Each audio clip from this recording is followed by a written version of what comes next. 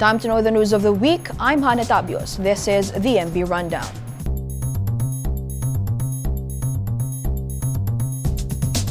Vice President Leni Robredo said the United States expressed full support in the country's drug campaign following her recent meeting with some officials from the U.S. agencies.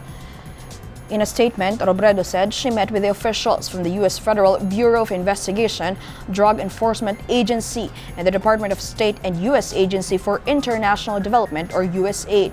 The new anti-drug czar is seeking the help of the U.S. Embassy in Manila to help the Philippine government, primarily in intelligence gathering, to run after big-time drug lords. A statement from the U.S. Embassy also said that it is inclined to provide potential U.S. government-funded programs to assist the country to eliminate the illegal drug menace.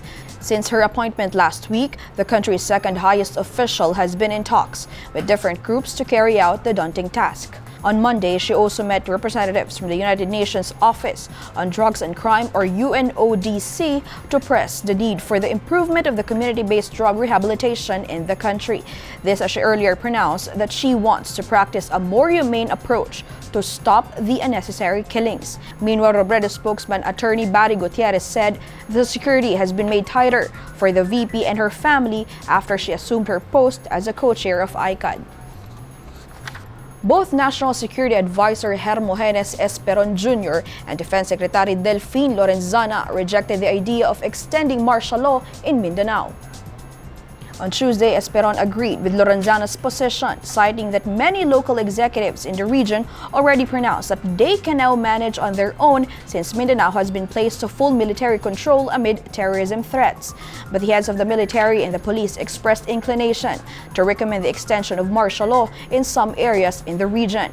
Both Esperon and Lorenzana appealed to Congress to pass the amended Human Security Act, which is seen to give more teeth to law enforcement.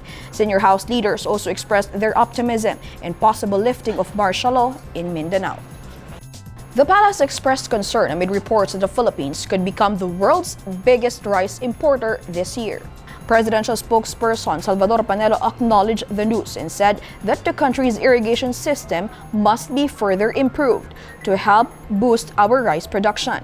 The United States Department of Agriculture, or USDA, earlier forecasted that the Philippines is poised to beat China as the world's largest rice importer in 2019. The agency said the country is now on track to import around 3 million metric tons this year, compared with China, which is expected to import only 2.5 metric tons. Despite this, Malacanang said Agriculture Secretary William Dar will undertake measures to solve the problems hounding the agriculture industry.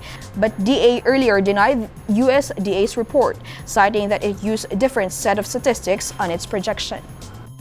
It's 39 days before Christmas, and the spirit of the season is now felt across all roads, decked with colorful and giant Christmas decors. This report.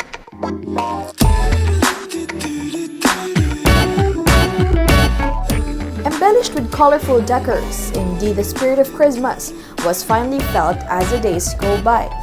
In fact, in Manila, hundreds of Manileños flocked to Kartilla ng Katipunan on Wednesday to witness the lighting ceremony of the giant Christmas tree led by Manila Mayor Isko Moreno.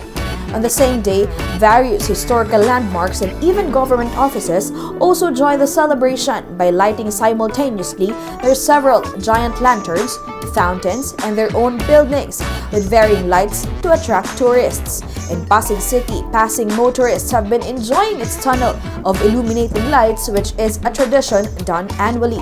But the town of Taal in Batangas kicked off the Yuletide season with its sophisticated lights and sounds show at the Taal Town Plaza, attracting people from all walks of life. 2 people in China were diagnosed with pneumonic plague. State media Xinhua reported that the 2 recent patients were from the Chinese province of Inner Mongolia and are now receiving medical treatment from doctors in the Chinese capital, Beijing. Plague is caused by bacteria and transmitted through flea bites and infected animals. Pneumonic plague is among the 3 forms of the disease which potentially infected the lungs of the patients. The World Health Organization said in a statement that the Chinese National Health Commission was already implementing efforts to manage the recent case. But reports said fears are now prevailing in the Chinese countryside over a possible outbreak. It will be recalled that the plague was once dubbed as Black Death in history, as it killed millions of people in Europe, Asia, and Africa during the medieval period. Meanwhile, these are the other top news of the week. The Manila Bulletin Publishing Corporation bagged 2 awards at the recently concluded 41st Catholic Mass Media Awards or CMMA. NB's second installation of Fake News Digital campaign won this year's Best Digital Ad for Public Service, while a citation award was given to Election Bidding as Best Print Ad for Public Service. Giant Networks GMA and ABS-CBN garnered most recognitions this year. 2 of the country's richest and recognized business tycoons, John Gokong Wei Jr. and Lucio Bongtan Jr., passed away this week.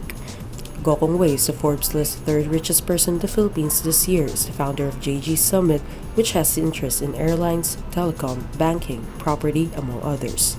Tan, on the other hand, is the chief operating officer of PAL Holdings, which owns the country's leading airline company, Philippine Airlines. Gokong Wei died of typhoid fever. He was 93, while Tan suffered an aneurysm. He was 53. In another heart-stopping game, the UST Growling Tigers men's basketball team scraps the UP Fighting Maroons on Thursday's do-or-die game, making it to the final match against the undefeated Ateneo Blue Eagles. The Espana Katipunan rivalry will happen on Saturday, November 16 at the Smart Araneta Coliseum.